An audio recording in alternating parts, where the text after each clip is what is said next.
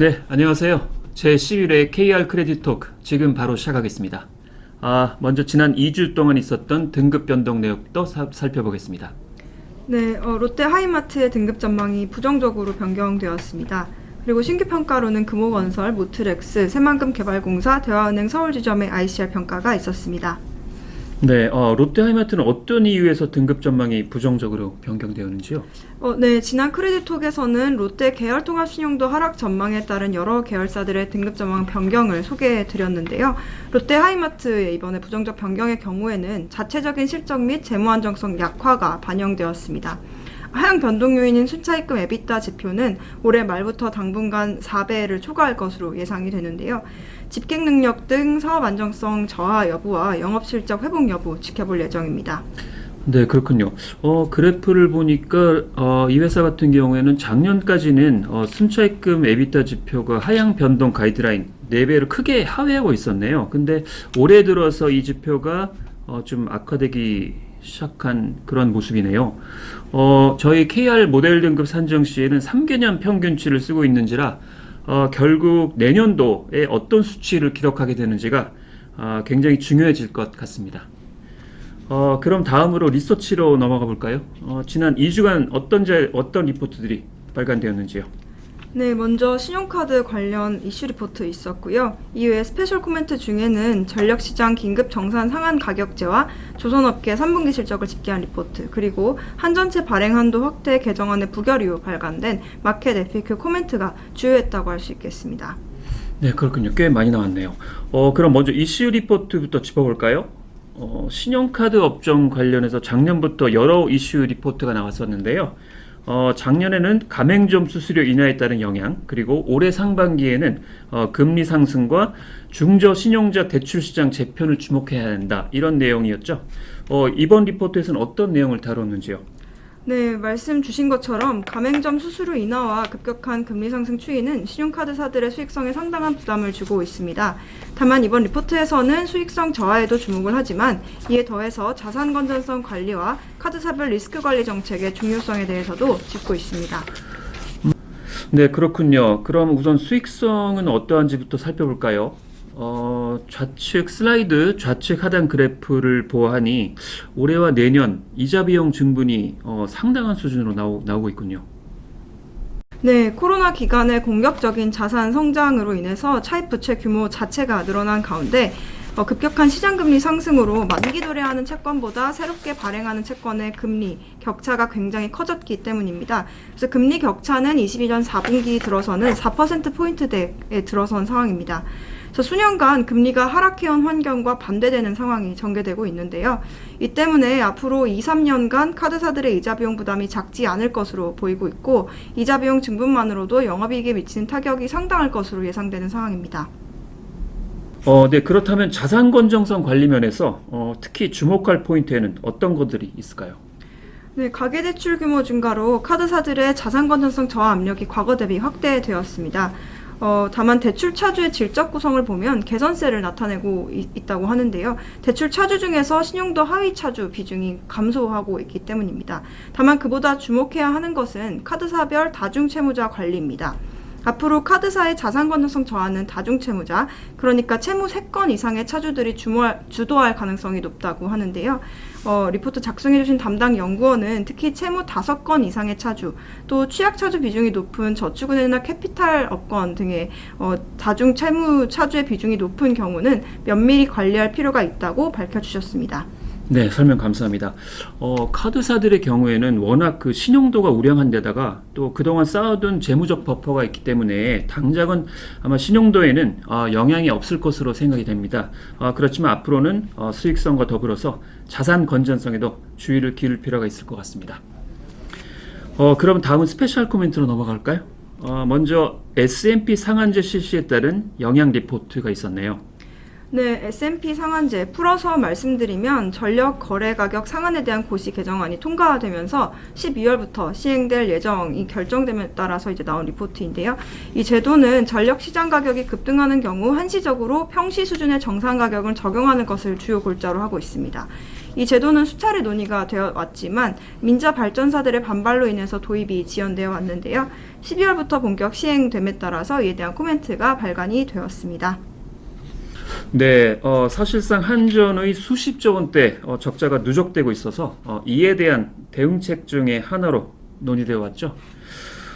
근데 민자 발전사에는 부정적, 반면에 한전에는 긍정적 영향이 예상되고 있는데요.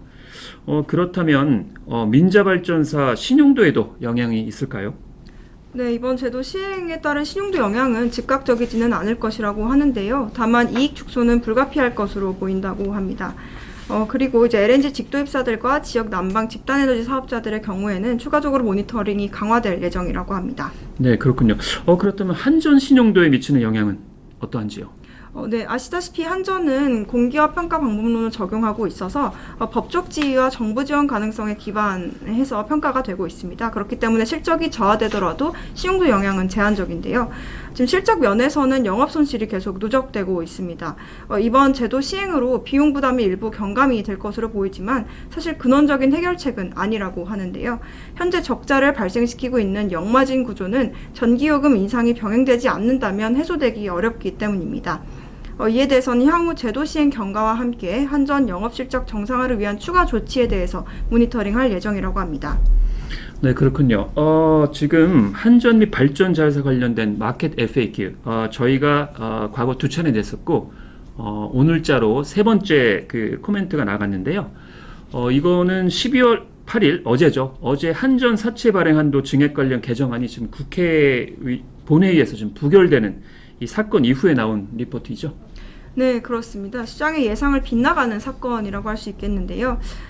다만 앞으로의 조치에 대해서는 이제 2022년 결산 실적이 확정되는 시점인 내년 3월 말경까지 한도가 증액되지 않는다면 한전이 새로운 사채를 발행하는 데 제약이 생길 수밖에 없기 때문에 개정안은 재추진될 가능성이 지금 높은 상황입니다. 법 개정이 다시 추진되면서는 전기 요금 인상 의견에 무게가 더 실릴 것으로 보이기 때문에 이런 요인은 앞으로의 한전 실적 전망의 긍정적인 요인으로 보고 있다고 합니다. 네, 설명 감사합니다. 한전제 발행이죠. 그간 자금 시장에 그 막대한 영향을 미쳐온 만큼 앞으로는 한전의 영업 실적 정상화, 그리고 원활한 자금 조달을 위한 조치들을 지켜볼 필요가 있을 것 같습니다. 그럼 다음 코멘트로 넘어가 보죠. 조선업계 3분기 실적에 대한 내용이 있네요. 저희가 지난 6월에 조선업계 실적 턴어라운드에 대한 이슈 리포트를 발간한 적이 있었는데요. 혹시 그 이후로 견해 변화가 있었는지요? 아닙니다. 기존의 견해가 계속 유지되고 있는데요. 지금 3분기에 여전히 부진한 실적 흐름이 이어지고 있지만 이는 지난 6월의 견해에서 벗어나는 수준은 아닙니다. 여전히 조선업 실적 턴어라운드의 키는 저선가기 수주 물량 소진 시점에 있다고 하고요. 이는 2023년으로 판단하고 있습니다. 다만 이번 코멘트에서는 턴어라운드의 수준과 시기에 부정적인 영향을 미칠 수 있는 요인들을 추가로 짚어주었는데요. 인건비 등 인플레이션 리스크가 주요하게 대두되었고요. 또 이외에도 대조양이나 삼성중공업의 경우에는 러시아 발주 프로젝트와 미인도 드릴십 프로젝트 리스크도 잠재되어 있습니다. 추후에는 이 리스크 요인들과 더불어서 한화그룹 대조양 인수 절차 진행에 대해서도 계속 모니터링할 예정이라고 합니다. 네, 자세한 설명 감사합니다. 그럼 마지막으로 시장에서 접수됐던 주요 질문들에 대해서 좀 소개해 드리고자 하는데요. 먼저 개별 업체에 관련된 질문들부터 소개해 주시죠. 네, 먼저 롯데건설인데요. 계속해서 시장 관심도가 높은 업체입니다. 유동성 리스크 일단락된 것인지 내년 신용도 방향성 어떻게 보는지 궁금하다는 의견이셨습니다. 롯데건설을 포함한 건설사들의 경우에는 저희가 지난 9월 발간했던 이슈 리포트에서도 설명을 드렸듯이 PF 우발 채무의 산정 범위를 더 확대해서 관련 리스크 요인을 더 면밀히 모니터링할 예정입니다. 또 내년 부동산 경기 저하 가능성이 높다고 점쳐지는 만큼 KR에서도 저하되는 사업 환경과 업체별 대응력을 지켜보고 이에 대해 시장과 적극 소통하도록 하겠습니다. 네, 잘 알겠습니다. 다음으로 그룹 및 업종 관련 질문 소개해 주시죠. 네, 지난주에 이어서 내년 산업 전망과 등급 방향성에 대한 질의가 많았습니다. 그래서 기업 부문에서는 정유 석유화학 업종, 자동차 업종 질의가 있었고요. 금융업종에서는 보험, 할부리스, 증권 업종 질문이 있었습니다. 보험업의 경우에는 내년 회계 제도 변경이 예정되어 있는 가운데 최근 자금시장 경색 국면 하에서 유동성 이슈가 불거지면서 전에 비해서 시장의 관심도가 높아진 업종입니다. 저희 KR은 11월 말에 발간했던 코멘트에서 퇴직연금 비중이 높거나 유동성 비율이 좋지 않은 기업들을 중점적으로 보아야 한다고 말씀드렸는데 퇴직연금 자금 이동이 많은 연말 연초에 대응이 잘 이루어질 수 있을지 지켜볼 필요가 있겠습니다. 네, 알겠습니다. 마지막으로 KR에서 조만간 예정하고 있는 리포트와 행사가 있는 걸 알고 있는데 소개해 주시죠. 네, 그렇습니다. 저희 12월 15일에 기업 19개 산업, 금융 8개 산업, 총 27개 산업에 대해서 인더스트리 크레딧 아웃룩 리포트 발간이 예정되어 있습니다. 그리고 기업 및 금융부문 주요 업종을 선별해서 20일과 21일 이틀에 걸친 온라인 세미나가 예정되어 있습니다. 네, 그렇군요. 현재 저희 홈페이지를 통해서 세미나 신청 및 사전 질의를 지금 접수 중에 있습니다. 사전 질문에 더하여 양일 모두 진행되는 실시간 Q&A 세션에서 궁금한 점을 추가로 질문 주실 수 있습니다. 많은 관심과 참여 부탁드리겠습니다. 오늘 준비한 내용은 여기까지입니다. 질문이 있으실 경우 댓글로 남겨주시거나 저희 IS실로 연락 주시면 되겠습니다. 그럼 저희는 조만간 다시 뵙겠습니다. 감사합니다.